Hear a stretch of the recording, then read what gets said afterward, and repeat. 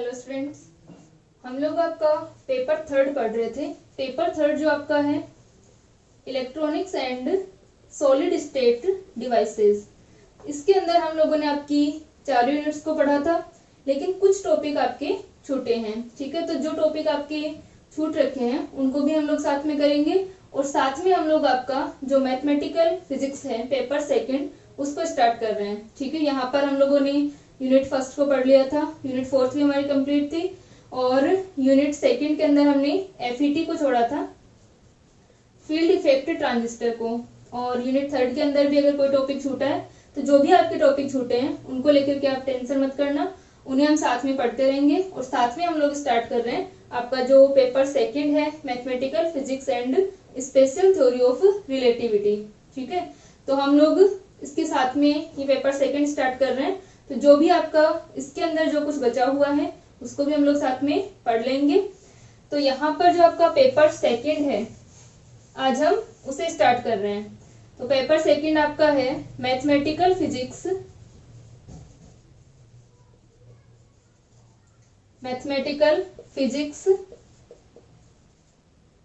And special theory of relativity.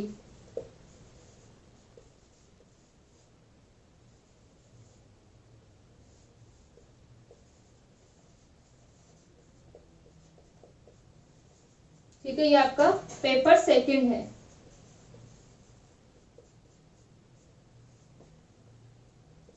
गणितीय भौतिकी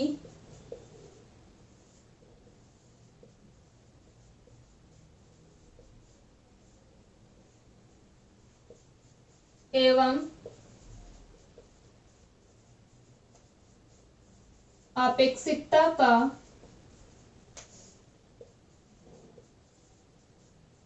विशिष्ट सिद्धांत। ठीक है, ये आपका पेपर सेकंड है। तो जो आपका पेपर थर्ड था उसके टॉपिक्स हम इसके साथ में या फिर क्लास में कर लेंगे, और साथ में हम लोग आपका ये पेपर सेकंड स्टार्ट कर रहे हैं। तो यहाँ पर जो मैथमेटिकल फिजिक्स हम पढ़ेंगे, मैथमेटिकल फिजिक्स क्या है? मैथमेटिकल जो फिजिक्स है हमारी, वो फिजिक्स की वो ब्रांच है जिसके अंदर फिजिक्स की प्रॉब्लम्स को सोल्व करने के लिए मैथमेटिकल मेथड्स को यूज करते हैं, या फिर मैथमेटिकल फिजिक्स उन मैथमेटिकल मेथड्स को डेवलप करती है जिन्हें हम यूज करते हैं फिजिक्स की प्रॉब्लम्स को सोल्व करने के लिए।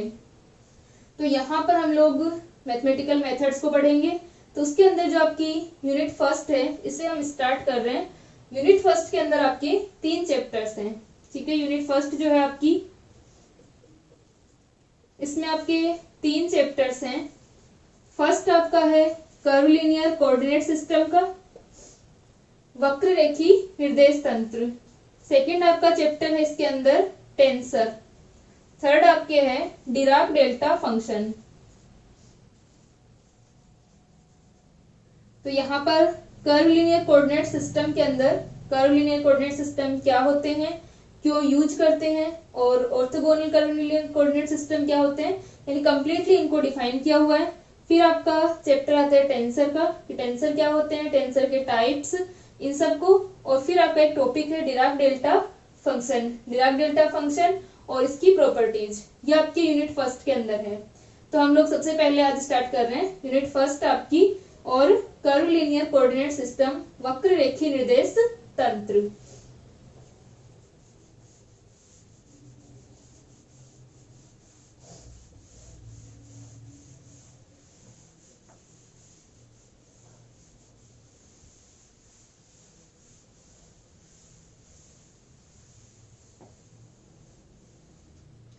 सबसे पहले हम डिफाइन करते हैं कि वक्र रेखीय निर्देश तंत्र क्या होते हैं, कर्वलिनियर कोऑर्डिनेट सिस्टम किसे कहते हैं। तो इससे पहले हम बात करते हैं कि कोऑर्डिनेट सिस्टम क्या होता है। स्पेस के अंदर हमें किसी भी पॉइंट की पोजीशन को डिफाइन करने के लिए निर्देश तंत्र की आवश्यकता होती है, तो इसकी कोऑर्डिनेट सिस्टम की आवश्यकता होती है। तो जैसे कि हम लोग आप लोगों ने पढ़ा है अभी तक XYZ कोऑर्डिनेट्स को आप लोगों ने पढ़ा है, जिसे कि हम कार्टेशियन कोऑर्डिनेट सिस्टम कहते हैं। फर्स्ट ईयर में आप लोगों ने कार्टेशियन कोऑर्डिनेट सिस्टम के अंदर जो भी आप लोग किसी भी पोजीशन को डिफाइन करते थे, किसी भी पार्टिकल की, किसी भी ऑब्जेक्ट की पोजीशन को डिफाइन करने के लिए आप लोगों ने आर वेक्टर पढ़ा, जहां पर आर वेक्टर होता है XI केप प्लस का YJ केप प्लस का ZK केप। तो यहाँ पर जो आर वेक्टर है हमारा वो किसके अंदर है, कार्टेशियन कोऑर्डिनेट सिस्टम के अंदर है, कार्तीय निर्देशांकों के अंदर है। और ये जो हमारे एक्स वाई जेड हैं ये कार्तीय निर्देशांक कहलाते हैं। और किसी भी बिंदु की स्थिति को बताने के लिए हमें एक्स वाई जेड कोऑर्डिनेट्स की आवश्यकता होती है। तो जिस प्रकार हम कार्तीय निर्देशांकों को पढ़ते थे वैसे ही हमारा क्या होगा, वक्र रेखीय निर्देश तंत्र होगा। वक्र रेखीय निर्देश तंत्र के ही टाइप के अंदर आएगा हमारे पास में कार्टेशियन कोऑर्डिनेट सिस्टम भी। यानी वक्र रेखीय निर्देश तंत्र क्या होगा कि किसी भी पॉइंट को डिफाइन करने के लिए हम लोग यहाँ पर वक्र रेखीय निर्देशांकों को यूज करेंगे। यानी यहाँ पर जो हमारा सिस्टम होगा वो क्या होगा, वक्र रेखाओं की फॉर्म में होगा। ठीक है, तो सबसे पहले हम बात करते हैं कि निर्देश तंत्र क्या है, उसकी हम डेफिनेशन लिखें कि स्पेस के अंदर किसी भी बिंदु की स्थिति को बताने के लिए समष्टि में किसी बिंदु की स्थिति को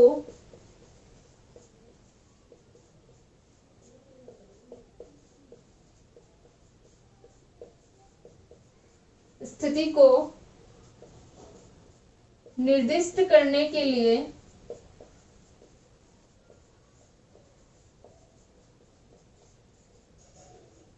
या किसी बिंदु की स्थिति को निर्देश तंत्र के द्वारा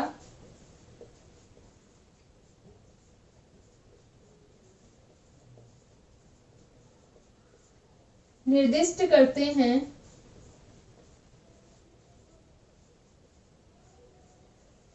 निर्दिष्ट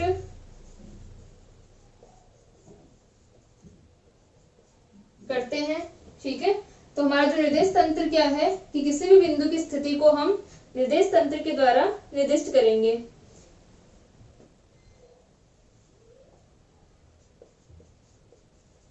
त्रिविमीय समष्टि में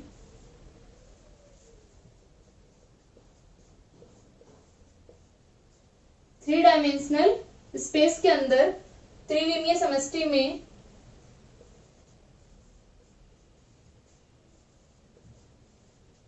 यह निर्देश तंत्र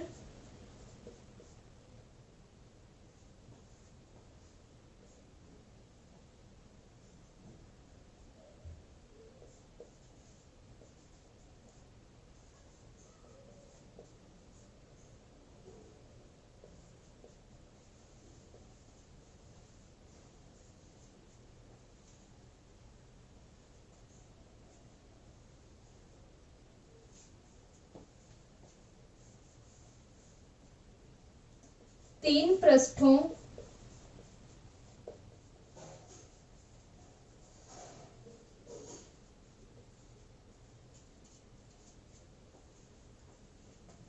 जो कि किसी बिंदु पर प्रतिच्छेद करते हैं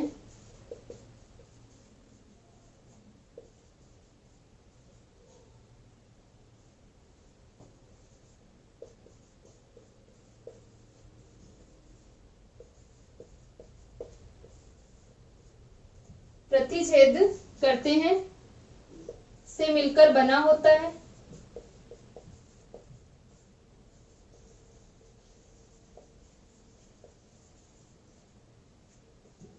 ठीक है, तो हमारे पास में क्या है कि स्पेस के अंदर किसी भी पॉइंट की पोजीशन को हमें डिफाइन करने के लिए किसकी आवश्यकता होती है, कोऑर्डिनेट सिस्टम की आवश्यकता होती है। यानी कोऑर्डिनेट सिस्टम के द्वारा हम उसको डिफाइन करते हैं। और जो हमारी थ्री डायमेंशनल स्पेस है उसके अंदर क्या होगा, ये तीन पृष्ठों से मिलकर के, तीन सरफेसेस से मिलकर के बना होगा। और ये तीनों सरफेसेस क्या होंगी, किसी पॉइंट पर इंटरसेक्ट करती हैं। ठीक है, तो यहाँ पर अपने पास में ठीक है प्रतिच्छेद करते हैं का क्या होगा, समुच्चय होता है।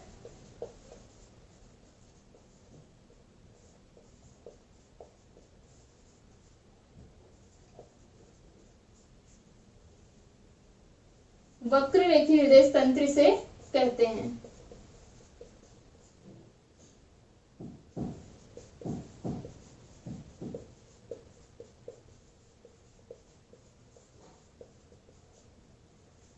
तो जिस प्रकार किसी भी पॉइंट की पोजीशन को कार्टेशियन कोऑर्डिनेट सिस्टम के अंदर हम लोग आर वेक्टर से डिफाइन करते हैं एक्स वाई जेड, वैसे ही यहाँ पर कर्वीलिनियर कोऑर्डिनेट सिस्टम के अंदर वक्र रेखीय निर्देशांक तंत्र के अंदर हम इसको यूवी डब्ल्यू से डिफाइन करते हैं।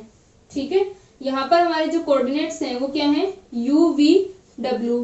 किसी भी पॉइंट की पोजीशन को हम किससे डिफाइन करेंगे, यूवी डब्ल्यू से डिफाइन करेंगे, जैसे कि हम यहाँ पर एक्स वाई जेड से डिफाइन करते हैं। तो यहाँ पर जो हमारे पास में पृष्ठ होंगे वो क्या होंगे, वक्र पृष्ठ होंगे। कार्टेशियन कोऑर्डिनेट सिस्टम के अंदर हमारे जो पृष्ठ होते हैं, सरफेसेस जो होती हैं वो समतल होती हैं। ठीक है, तो इसके अंदर जो पृष्ठ होंगे वो वक्र पृष्ठ होंगे और उनकी इंटरसेक्शन से हमें जो समुच्चय मिलता है, पॉइंट्स का जो सेट हमें मिलता है, यानी एक रेखाएं हमें प्राप्त होती हैं और वो क्या होंगी, वक्र की फॉर्म में होती हैं। ठीक है, जैसे मान लो हमारे पास में क्या है, तीन पृष्ठ होंगे, u1 equals to constant, u2 equals to constant और u3 इक्वल टू कॉन्स्टेंट। एक हमारा जो पृष्ठ होगा उसके ऊपर क्या रहेगा, u1 कॉन्स्टेंट रहेगा, एक पृष्ठ पे हमारा u2 कॉन्स्टेंट रहेगा और एक पृष्ठ पे हमारे पास में क्या होगा, u3 कॉन्स्टेंट रहेगा। यानी हमारे पास में तीन पृष्ठ होंगे और वहां पर u1, u2, u3 कांस्टेंट होंगे। जैसे कि हम लोग डिफाइन करते हैं एक्स वाई जेड कोऑर्डिनेट्स के अंदर कि एक तो हमारा प्लेन जो होता है वो x कांस्टेंट का प्लेन होता है, एक हमारा y इक्वल टू कांस्टेंट का प्लेन होता है, एक हमारा z इक्वल्स टू कांस्टेंट का क्या होगा, प्लेन होता है। जैसे मान लो हमारे पास में कार्टेशियन कोऑर्डिनेट सिस्टम है,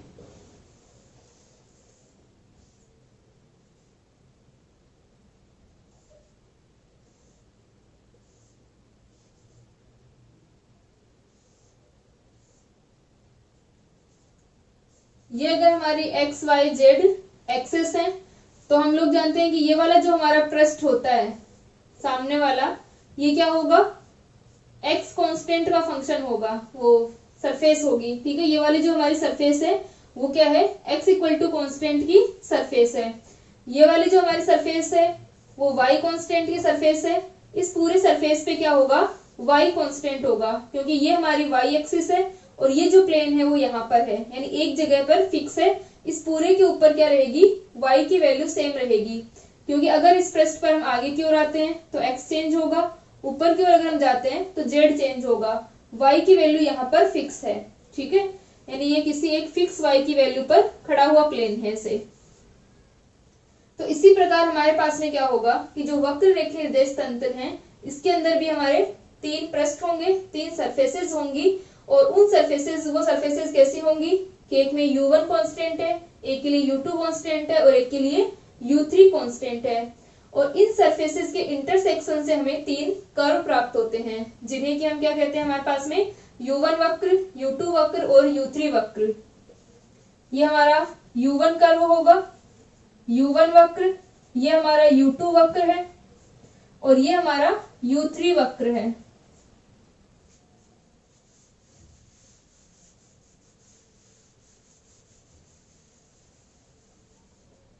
तो यहां से हम देख सकते हैं कि ये वाला जो हमारा प्लेन होगा, ये वाली जो हमारे प्लेन है यहाँ पर, ये वाली जो हमारी सरफेस होगी, इस सरफेस में क्या है, u1 कांस्टेंट है। ये वाली जो हमारी सरफेस होगी इसके अंदर हमारा u3 कांस्टेंट रहेगा और इस वाली सरफेस में हमारा u2 कांस्टेंट रहेगा। तो ये हमारे पास में इस प्रकार से जो हमें सरफेसेस मिल रही हैं, क्या है, यहाँ पर तीन सरफेसेस हैं जहां पर u1 कांस्टेंट, u2 कांस्टेंट और u3 कांस्टेंट है और इनके इंटरसेक्शन से हमें तीन कर्व प्राप्त होते हैं, u1, u2 और u3। इन तीनों कर्व पे हम क्या डालते हैं, एक टेंजेंशियल खींचते हैं। ठीक है, स्पर्श रेखाएं बनाते हैं और ये जो स्पर्श रेखाएं होती हैं, ठीक है, इसको थोड़ा सा इस प्रकार, तो यहाँ पर ये जो हमारी स्पर्श रेखाएं होती हैं ये तीनों क्या होती हैं, एक्सिस होती हैं। ये हमारी u2 एक्स कहलाती है, ये हमारे पास में u3 एक्सिस कहलाती है और ये हमारी क्या कहलाती है, u1 एक्सिस कहलाती है। ठीक है, यानी हमारे पास में क्या है कि जो हमारे कर्व हैं, u1 वक्र, इस पर खींची हुई स्पर्श रेखा टेंजेंशियल क्या होती है, U1 एक्सिस होती है, U1 एक्स होती है। इसी प्रकार जो हमारा U2 वक्र है, U2 वक्र पर क्या होगी, स्पर्श रेखा जो होगी वो U2 एक्स कहलाती है। और U3 वक्र पर जो हमारी स्पर्श रेखा है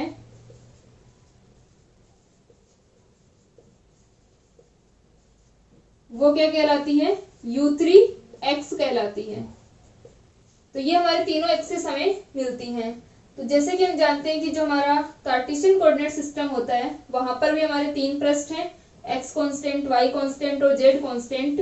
और उन पृष्ठों के इंटरसेक्शन से हमें तीन एक्सिस यानी हम कह सकते हैं तीन कर्व हमें प्राप्त होते हैं। और वो कर्व क्या होते हैं, तीन लाइन होती है हमारी, एक्स वाई जेड।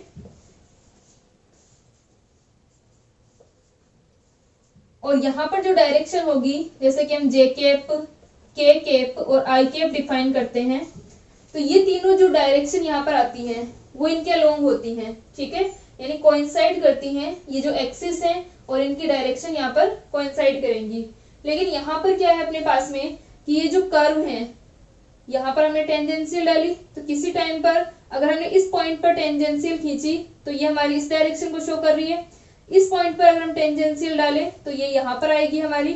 तो यहाँ पर क्या होता है, इस वक्र रेखीय निर्देश तंत्र के अंदर जो डायरेक्शन है यानी ये जो एक्सिस है वो क्या होंगी, हर बिंदु के साथ में चेंज होती हैं, ठीक है, क्योंकि ये टेंजेंशियल है और कर्व है हमारे, तो कर्व के हर पॉइंट पर टेंजेंशियल क्या होगा, चेंज होगा। तो कार्टेशियन कोऑर्डिनेट सिस्टम की तरह ये कोइंसाइड नहीं करती है एक्सिस को। यहाँ पर ये जो एक्सिस है वो इन वक्र जो है हमारे कर्व जो है इनको कोइंसाइड नहीं करते हैं। तो ये क्या होगा, इनकी एक्सिस की जो डायरेक्शन है वो चेंज होती रहेगी, अक्ष की जो है वो दिशा बदलती रहेगी।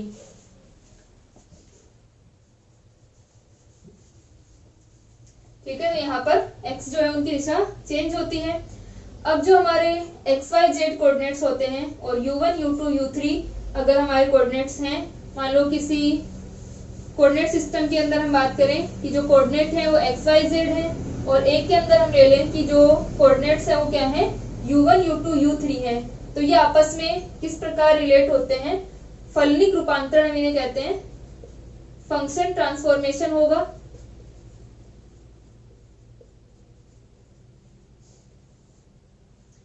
किस प्रकार होता है कि जो x होगा वो फंक्शन होगा U1 U2 और U3 का।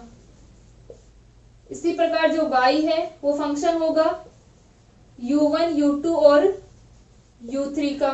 इसी प्रकार जो z है वो भी फंक्शन होगा U1 U2 और U3 का।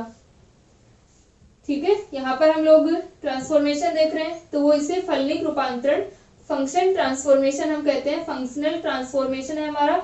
और एक्स वाई जेड जो है वो U1 U2 U3 के फंक्शन है।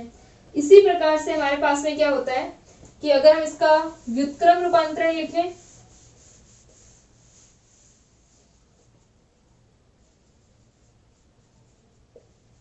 व्युत्क्रम रूपांतरण, व्युत्क्रम रूपांतरण हमारा होता है कि U1 जो होगा वो function of x y z होगा, U2 जो होगा वो function of x y z होगा, और U3 जो होगा वो function of x y z होगा। तो इस प्रकार हमारे पास में ट्रांसफॉर्मेशन होते हैं। तो यहाँ पर जो हमारा कर्वलिनियर कोऑर्डिनेट सिस्टम है, वक्र रेखीय निर्देश तंत्र है, वो क्या होगा कि तीन वक्र पृष्ठों के इंटरसेक्शन का जो सेट होता है हमारा, उससे हमें वक्र प्राप्त होते हैं और इसे हम वक्र रेखीय निर्देश तंत्र कहते हैं। ठीक है, और ये किस प्रकार से होंगी, जो एक्सिस हमारी होंगी वो उन वक्रों पर स्पर्श रेखाएं होंगी, उन कर्व पर क्या होंगी, टेंजेंशियल होंगी, और इस प्रकार से उनका ट्रांसफॉर्मेशन लिख सकते हैं। अब हम लोग पढ़ते हैं कि ऑर्थोगोनल कर्वीलिनियर कोऑर्डिनेट सिस्टम क्या होते हैं। ठीक है, इसको लिख लो एक बार।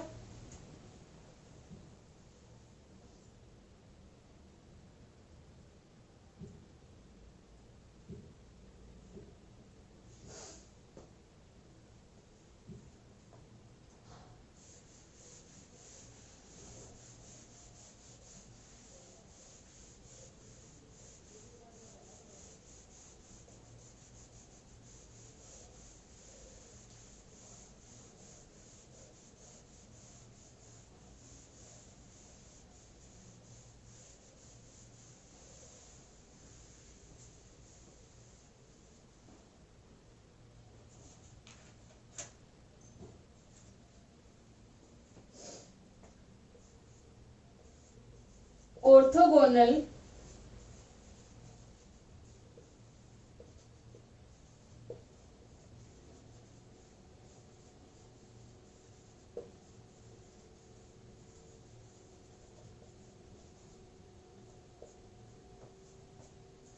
लांबिक वक्र रेखी निर्देश तंत्र।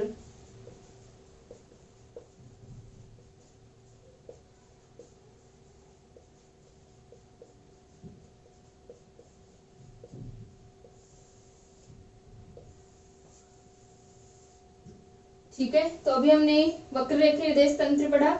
वक्र रेखी निर्देश तंत्र हम क्यों पढ़ते हैं? क्योंकि हमारे पास में जो हमारा कार्टेशियन कोऑर्डिनेट सिस्टम है, कुछ प्रॉब्लम्स ऐसी होती हैं फिजिक्स की कि जिनको हम कार्तीय निर्देशांकों को यूज करके अगर सोल्व करें तो काफी लेंदी होती हैं और काफी टिपिकल होती हैं। ठीक है, तो उनको सोल्व करने के लिए इन वक्र रेखी निर्देश तंत्र को यूज किया जाता है। जैसे मान लो हमारी कोई प्रॉब्लम है जिसको हम स्फेरिकल कोऑर्डिनेट्स यानी r, थीटा, फाई को यूज करके इजीली सॉल्व कर सकते हैं, या फिर किसी को हम सिलिंड्रिकल कोऑर्डिनेट्स, बेलनाकार जो हमारे निर्देशांक होते हैं रो, फाई और जेड, उनको यूज करके इजीली सॉल्व कर सकते हैं। तो इस कारण क्या होता है कि कार्तीय निर्देशांकों की जगह हम इन निर्देशांकों को भी यूज कर सकते हैं सॉल्यूशन के लिए, इसलिए हम लोग वक्र रेखी निर्देश तंत्रों को पढ़ते हैं। तो अब हमारा वक्र रेखी निर्देश तंत्रों के अंदर आता है लांबिक वक्र रेखी निर्देश तंत्र। लांबिक वक्र रेखी निर्देश तंत्र क्या होंगे कि जब वक्र रेखी जो हमारा निर्देश तंत्र है इसके अंदर जो निर्देशांक पृष्ठें हैं वो अगर परस्पर अभिलंबवत काटती हैं तो उसे हम क्या कहते हैं? लांबिक वक्र रेखी निर्देश तंत्र कहते हैं। तो हम लिख सकते हैं किसी वक्र रेखी निर्देश तंत्र में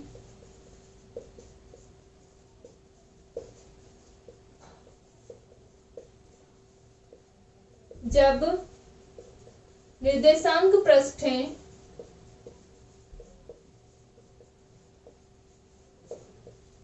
परस्पर अभिलंबवत काटती हैं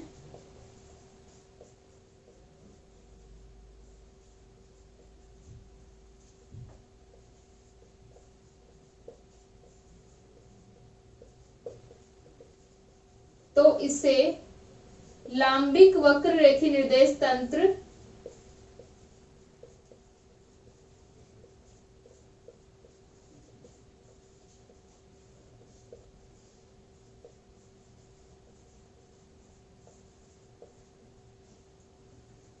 ठीक है। यानी जब कर्लिनियर कोऑर्डिनेट सिस्टम के अंदर जो हमारी निर्देशांक पृष्ठें हैं, कोऑर्डिनेट सरफेसेस जो है वो क्या करती हैं? परस्पर अभिलंबवत, यानी और ये क्या होंगी?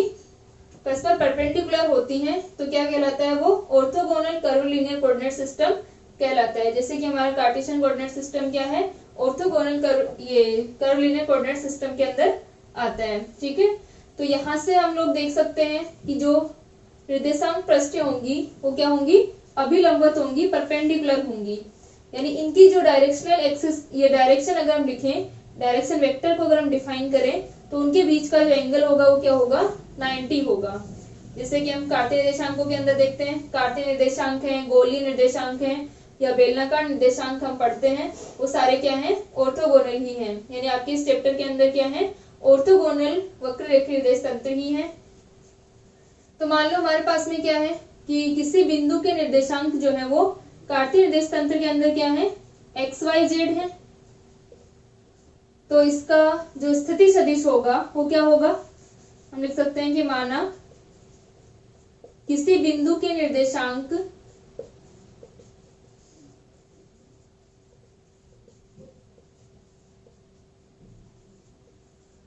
कार्तीय निर्देश तंत्र में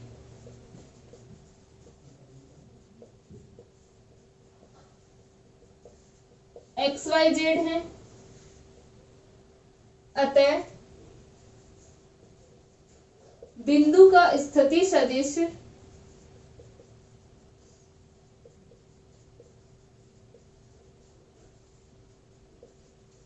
are vector equal to function of x, y, Z.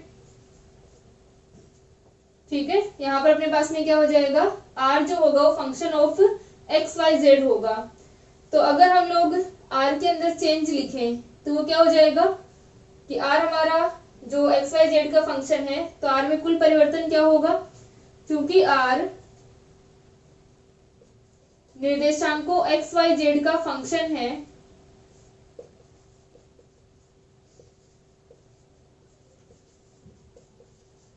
फलन है, अतः आर में कुल परिवर्तन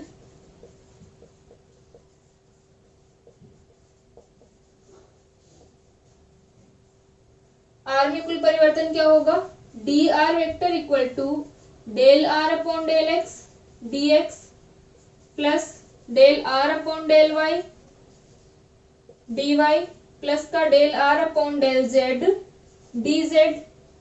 ठीक है, यहाँ पर हमारा जो एक्स वाई जेड है उनका क्या आएगा, पार्शियल डेरिवेटिव यहाँ पर आएगा, क्योंकि आर जो है वो इन तीनों वेरिएबल्स का फंक्शन है। अब हमारे पास में जो वक्र रेखीय निर्देश तंत्र है उसके अंदर किसी बिंदु के निर्देशांक क्या है, यूवी। ठीक है, यूवी डब्ल्यू हम लोग माने, तो यहाँ पर हमारे पास में क्या आ जाएगा कि u1 u2 u3 अगर हम ले तो क्या होगा, और हम मान लें कि एक्स वाई जेड जो है वो रिलेट कर रहे हैं उनसे u1 u2 u3 से, तब हम डी आर वेक्टर को किस प्रकार लिख सकते हैं। ठीक है, यहाँ तक लिख लो इसको।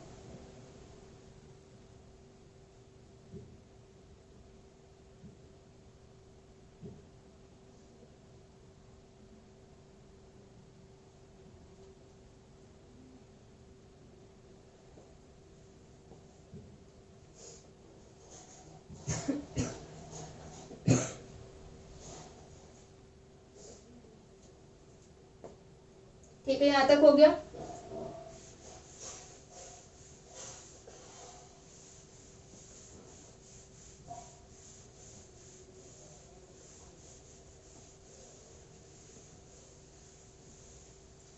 तो अब हम लोग लिख सकते हैं कि इसी प्रकार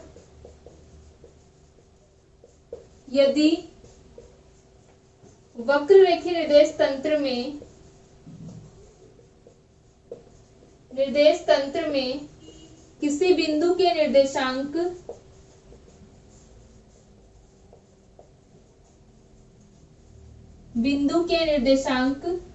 u1 u2 u3 हैं, तो r vector equals to function of किसका होगा, u1 u2 u3 का होगा, जिस प्रकार हमने एक्स वाई जेड का लिखा था। तो क्या आ जाएगा, अतः d are vector equal to जिस प्रकार एक्स वाई जेड के लिए आया था वैसे यहाँ पर u1 u2 u3 के लिए आ जाएगा। तो ये हो जाएगा del are upon del u1 D u1 plus का del are upon del u2 D u2 plus का del are upon del u3 D u3। ठीक है, इस प्रकार से हम इसको लिख सकते हैं। तो हमारा जो डी आर वेक्टर है ये इस प्रकार लिखा जा सकता है। तो यहां पर तथा डी आर वेक्टर को हम लोग लिख सकते हैं b1 du1 या फिर bi वेक्टर dui की फॉर्म में। ठीक है, जहां पर हमारा bi क्या है, जहां bi vector equal to del are upon del ui। ठीक है, ये जो bi vector del are upon del ui है वो क्या है, इन u1 u2 u3 जो हमारे कर्व है इनके ऊपर स्पर्श रेखा है। ठीक है, इसे क्या कहते हैं, आधार सदिश कहते हैं, यानी इसकी जो डायरेक्शन होगी वो क्या होगी, इन कर्वों पर स्पर्श रेखा टेंजेंशियल होगी। इसे हम बेस वेक्टर कहते हैं। ठीक है, पहले हमने कार्टेशियन कोऑर्डिनेट सिस्टम के अंदर पोजीशन वेक्टर को लिखा, फिर हमारे पास में क्या है कि जो कर्विलिनियर कोऑर्डिनेट सिस्टम है इसके अंदर जो हमारा पोजीशन वेक्टर होगा वो u1 u2 u3 का फंक्शन होगा। तो हम उसमें जो टोटल चेंज है उसे इस प्रकार लिख सकते हैं। अब जो हमारा del are upon del ui आया है इसको हमने डिफाइन किया है क्या, bi वेक्टर, जहां पर हमारा bi वेक्टर क्या कहलाता है, आधार सदिश बेस वेक्टर कहलाता है, और इसकी दिशा क्या होगी, इन u1 u2 u3 करके स्पर्श रेखीय होती है। ठीक है, आधार सदिश की दिशा u1 u2 u3 इन तीनों कर्व जो हमारे हैं उनकी टेंजेंशियल होती है, स्पर्श रेखीय होती है।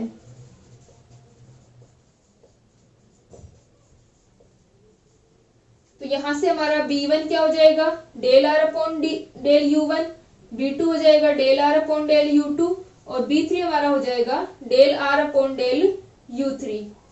अब dr को हम क्या लिख सकते हैं, B1 du1, B2 du2, B3 du3। अब जो हमने आधार सदिश लिखा है इसका जो मैग्नीट्यूड होता है इसको हम लोग डिफाइन करते हैं H1, H2, H3 से और उसे हम कहते हैं स्केल फैक्टर। ठीक है,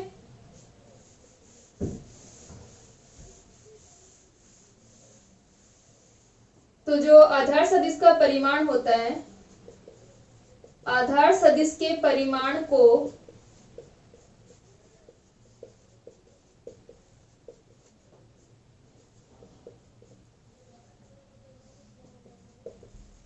स्केल फैक्टर, स्केल गुणक कहते हैं।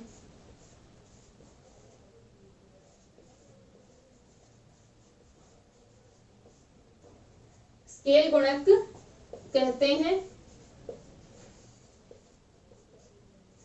तो ये अपना क्या हो जाएगा, mod of b I vector equal to h i, जहां पर एच आई हमारा क्या है, स्केल फैक्टर है।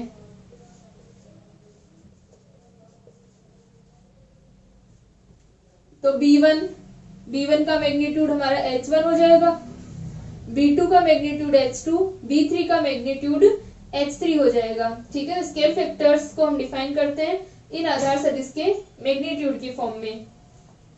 अब हमारे जो आधार सदिश थे इनकी डायरेक्शन, इनके स्पर्श रेखा थी, टेंजेंशियल थी, तो हम इसके लिए क्या ले सकते हैं, एक यूनिट वेक्टर ले सकते हैं, एकांक सदिश हम ले सकते हैं और वो एकांक सदिश को हम लिखते हैं ई आई कैप से। तो हमारे पास में क्या आ जाएगा, b I vector equal to h I E I cap, जहां ई आई कैप क्या है, यूनिट वेक्टर्स हैं, एकांक सदिश हैं, एकांक सदिश यूनिट वेक्टर्स हैं।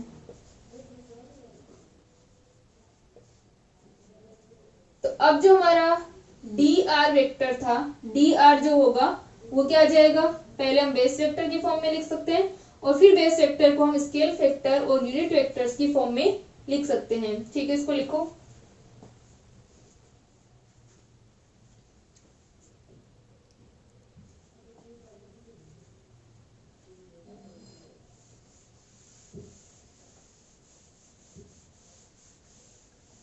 तो अब डी आर वेक्टर क्या आ गया, d are vector equal to B1 du1 plus का B2 du2 प्लस का B3 du3, ये आ जाएगा हमारे पास में। और डी आर वेक्टर को हम लिख सकते हैं H1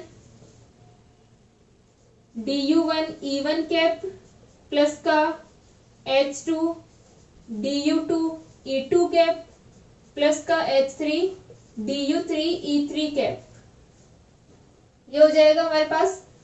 या डी आर वेक्टर जो है वो क्या होता है, summation of I equal to 1 2 3 B I D U I,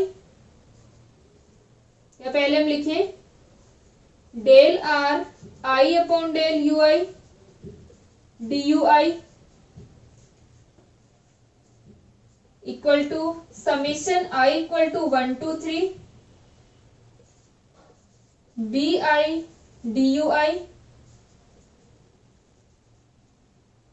या फिर हमारे पास में आ जाएगा summation I equal to 1 2 3 B I vector की जगह एच आई ई आई कैप डी यू आई, तो H1 du1 E1 cap H2 du2 E2 cap H3 du3 E3 cap, यानी हम समीशन लगा करके इसको इस प्रकार से लिख सकते हैं। अब जो हमारे पास में डी आर वेक्टर आया है, इस डी आर वेक्टर का जो मैग्नीट्यूड है वो क्या कहलाता है, वक्र रेखीय निर्देशांक तंत्र के अंदर क्या कहलाएगा, लाइन एलिमेंट रेखा अवयव कहलाता है। जैसे कि हम लोग कार्टेशियन जो हमारा कोऑर्डिनेट सिस्टम है उसके अंदर हम लाइन एलिमेंट को डिफाइन करते हैं कि dl हमारे पास में dx हो सकता है, dy हो सकता है, dz हो सकता है, रेखा अवयव। तो तो हमारा जो डी आर का मैग्नीट्यूड होगा वो वक्र रेखा निर्देशांक तंत्र के अंदर क्या कहलाता है, लाइन एलिमेंट कहलाता है। ठीक है, ठीक है, इसको लिखो एक बार।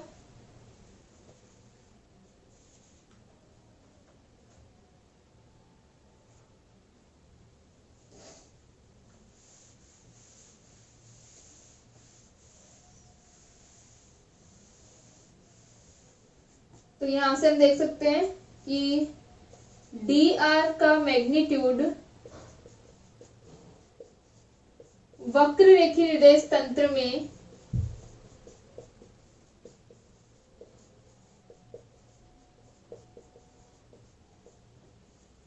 रेखा अवयव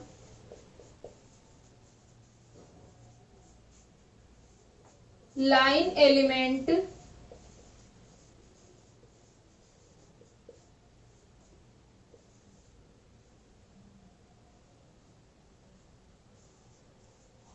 ds कहलाता है। तो यहां से हमारे पास में क्या आ गया कि ये क्या कहलाएगा, ds कहलाता है। तो ds क्या हो गया, ds equal to mod of D R vector, ds equal to mod of D R vector है। तो mod of D R vector हमारा क्या होगा, mod of D I vector. यहां से हमने जो D I vector D U I लिखा है वो हम लिख सकते हैं। ठीक है, ds इक्वल टू हमारा mode of D R vector है। तो जो हमारा डी आर वेक्टर है इसका हम क्या ले लेंगे, मैग्नीट्यूड ले लेंगे यहां से। तो ये हमारा क्या बन जाएगा, लाइन एलिमेंट बन जाएगा। यहाँ पर हम इसका मैग्नीट्यूड लिखें। ठीक है, ये हमारा रेखा अवयव है। अब अगर हम बात करें इसके स्क्वायर की, तो इसका स्क्वायर क्या होगा, mod of D R vector, mode of D R vector. तो इससे हम निकाल सकते हैं कि mode of D R vector हमारे पास में क्या है, डी आई डी यू आई है। और यहाँ पर अपना जो एक और mode of D R vector हम लिख रहे हैं उसके लिए हम बी जे डी यू जे लिख सकते हैं। ठीक है, तो इस प्रकार हमारे पास में वैल्यू आएगी। अब अगर हम बात करें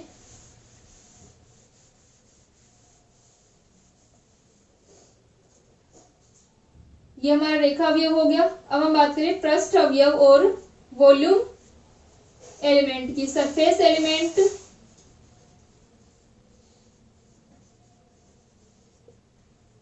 और वॉल्यूम एलिमेंट की।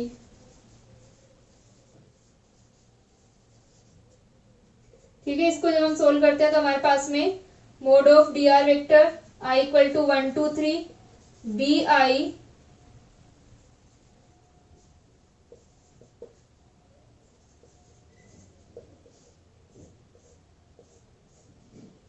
और ये हमारा हो जाएगा summation of i equal to 1 2 3। इसे हम अगर बी जे वेक्टर लिख लें D U J.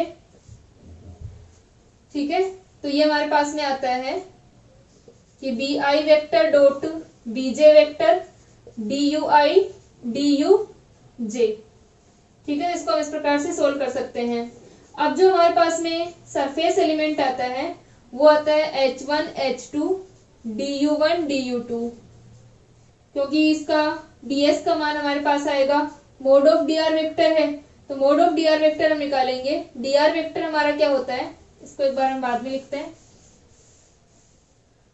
Mode of D R vector का मतलब है H I E I cap D U I इसका मोड। तो यहाँ पर हमारा क्या हो जाएगा, यूनिट वेक्टर का मोड हमारा 1 होता है तो ये हो जाएगा एच आई डी यू आई। तो अगर हम ds1 निकाल रहे हैं, मान लो अगर हम ds1 निकाले तो वो क्या होगा, h1 du1 होगा। ds2 निकाले तो h2 du2 होगा। इसी प्रकार ds3 आ जाएगा। अब जो हमारा सरफेस एलिमेंट होता है, सरफेस एलिमेंट क्या होगा, जैसे हम dx dy लिखते हैं वैसे यहाँ पर ds1 ds2 अपने पास में होगा। तो यह आ जाएगा h1 du1 h2 du2। इसी प्रकार हम वॉल्यूम एलिमेंट को निकाल सकते हैं। ये हमारा आता है H1 H2 H3 DU1 DU2 DU3। तो अब जो हमारे पास में लाइन एलिमेंट जो होगा इसके स्क्वायर को हम कैसे लिखते हैं, और जब हम बात कर रहे हैं कि ऑर्थोगोनल कोऑर्डिनेट सिस्टम हमारा जो है उसके अंदर हम यहाँ पर बी आई बी जे उनका जो डॉट प्रोडक्ट होगा, क्योंकि हमारे पास में ऑर्थोगोनल कोऑर्डिनेट सिस्टम है, तो बी आई बी जे का जो हम डॉट प्रोडक्ट लिखेंगे वो हमारा क्या हो जाएगा कि अगर आई और जे इक्वल हुए तब तो उसकी वैल्यू 1 होगी, वरना क्या होगी 0 होगी, क्योंकि दो बेस वेक्टर्स के अंदर यहाँ पर जो डायरेक्शन आएगी वो क्या आएगी, परपेंडिकुलर आएगी। तो इसको हम लोग नेक्स्ट लेक्चर के अंदर इसको हम डिटेल में पढ़ते हैं कि ये हमारे पास में ये जो वैल्यूज आती है वो कैसे आती हैं। ठीक है, ये हमारा फॉर्मूला कैसे है हमारे पास में, ये किस प्रकार से आता है, वो हम लोग नेक्स्ट लेक्चर के अंदर निकालते हैं। ठीक है, तो इसको हम लोग कंटिन्यू करते हैं नेक्स्ट लेक्चर में।